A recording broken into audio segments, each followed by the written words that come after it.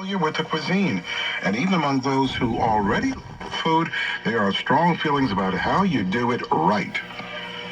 Because who's going to call you out is a tita. Tita is going to call you out. Don't get called out by a tita. That story later this hour. And then on the BBC NewsHour at 9, a special report from Somalia, the government's efforts to prevail over the Islamist group Al-Shabaab. That's on the BBC NewsHour, coming up at 9 on 93.9 FM, WNYC. WNYC supporters include FX's The Patient, starring Steve Carell and Donald Gleason, a psychological thriller about a therapist held prisoner by a serial killer patient. Awards eligible, streaming only on Hulu. Info at fxnetworks.com/FYC. Leadership funding for WNYC is provided by the Jerome L. Green Foundation, a proud supporter of New York City's major cultural institutions. This week marks 9 months since the start of the war between Russia and Ukraine. We're going to check in with some of our past guests to see how they're doing and how life in Ukraine has changed forever. I'm Melissa Harris-Perry, and that's next time on The Takeaway, weekday afternoons at 3 on 93.9 FM.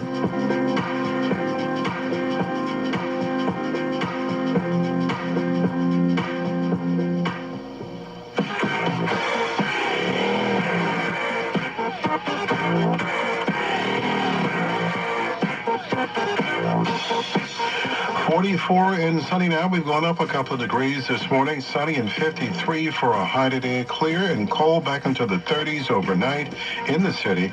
And then tomorrow, Thanksgiving Day, sunny and 51. Look out for some rain chances. Good chances of rain and showers on Friday. Cloudy and 51. Once again, 44 and sunny in the city. Thank you for tuning in to Morning Edition on WNYC.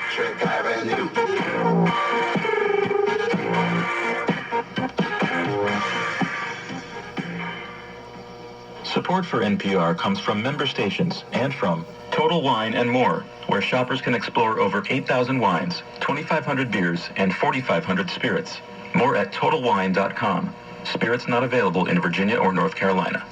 EBSCO, currently hiring and committed to letting people thrive. Information about hybrid and remote positions is at careers.ebsco.com. And Fisher Investments. As a fiduciary, Fisher Investments is obligated to act in their client's best interest. Learn more at FisherInvestments.com. Investments in securities involve the risk of loss. This is Morning Edition from NPR News. I'm A. Martinez. And I'm Rachel Martin. The world needs more lithium now. The mineral is a key part of electric vehicle batteries. Switching away from fossil fuels to avoid climate catastrophe means scaling up lithium production at a mind-boggling pace. The obvious answer is to build more mines with all the environmental and local concerns that come with that option. But as NPR's Camila Dominowski reports, new mines aren't the only way to get more of a hot commodity. Halfway between Reno and Las Vegas, there's a dry lake bed over the bones of an ancient volcano. Down a gravel road and past a security checkpoint stretch a series of Caribbean blue ponds. They're filled with brine, a mixture of water and salt and lithium. This is one of the first pumps where brine comes in and gets pumped into here. This is where the process starts. Julian Ortiz is the leading journalist on a tour of Silver Peak Lithium Mine. A century ago, this was home to a traditional old-school silver mine with men tunneling into the hills for ore. But today, it's probably not what you're picturing when you think of a mine. There's no giant pit, no dark tunnels, just these pools of brine pumped up from underground to a series of ponds. It's quiet. In fact, it's not the easiest scene to capture for audio. Just sitting underneath this very intense sun, and the water is evaporating. For 50 years, workers here have used the power of the sun to concentrate the lithium inside this brine. It wasn't a high-profile mine because lithium wasn't a high-profile mineral. It went to glass making or bipolar medication or industrial lubricants. But lithium particles can do a pretty cool trick. They can move back and forth between the positive and negative end of a battery, releasing and storing energy as they go over and over again. That's what makes a lithium-ion battery work. And those batteries are crucial for the fight against climate change. All that means this old mine has new energy. In the past year, lithium has tripled in value. Battery manufacturers are desperate for more of it. So miners here are pumping more brine and getting more lithium out of every drop. All told, Silver Peak is doubling production. That still doesn't make it a huge mine, as these things go. Just here in Nevada, there are proposed lithium mines that would be much larger. But one of those mines threatens a rare wildflower. Another has prompted intense local opposition. Silver Peak doesn't have those controversies. It's a lot easier to boost production at a mine that already exists than to start a new one. Of course, it still can't happen overnight. It can take up to 2 years for a molecule of lithium to make it from that first pond to the packaging plant. We pump the brine off of the last pond out there. It goes into a couple of holding tanks. That's Brad Earhart, the head of maintenance at the mine. Inside an old mill from back when this was a silver mine, they take that brine and add a chemical that reacts with the lithium to make a white powdery substance. They dry that out and blow it into giant white bags. Each weighs 1 ton. Is the stuff that battery makers are so desperate to buy. If I tasted it, would it have a taste? I'm not going to taste it. It tastes a little bit like lemons. Like lemons? Yeah, he was pulling my leg. But let's run with this. Imagine that you're a lemon farmer and the world suddenly wants a lot more lemonade. The price of lemons, say, triples. And it's going to take time for the world to plant more lemon trees. What do? You sell every single lemon you possibly can, right?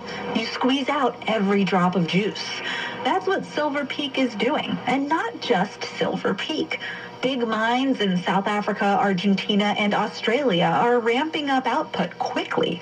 Susan Zoe is a senior analyst with Rystad Energy. Actually, in the past 6 months, we have been already quite surprised to see how fast those existing projects have responded to the lithium price hikes.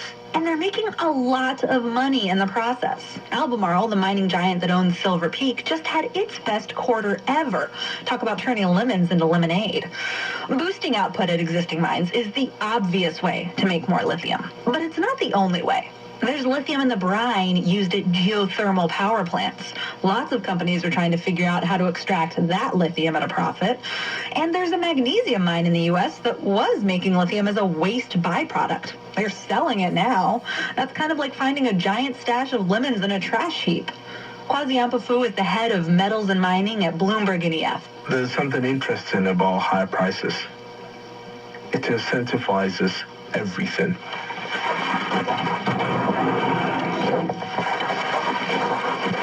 Back at Silver Peak Mine, a van drove to the top of a pile of salt as big as a hill.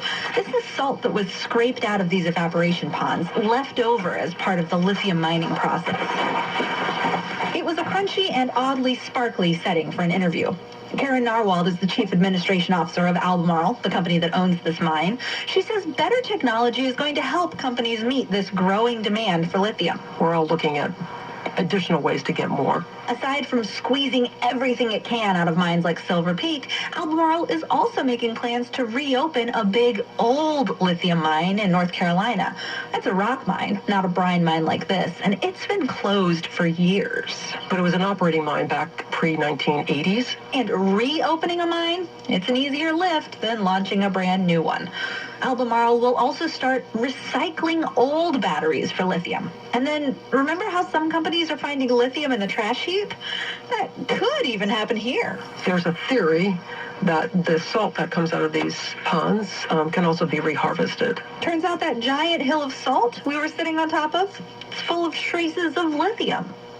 Now, existing mines and shut down mines and trash heaps, all of that can only go so far. To meet projected long-term demand for lithium, analysts say the world will still need new mines. And that means hard conversations about where and how to build them responsibly. But as those conversations unfold, the fight against climate change isn't waiting to hear how they pan out. The global race to make more lithium, it's already underway. Camila Dominowski, NPR News from Silver Peak, Nevada.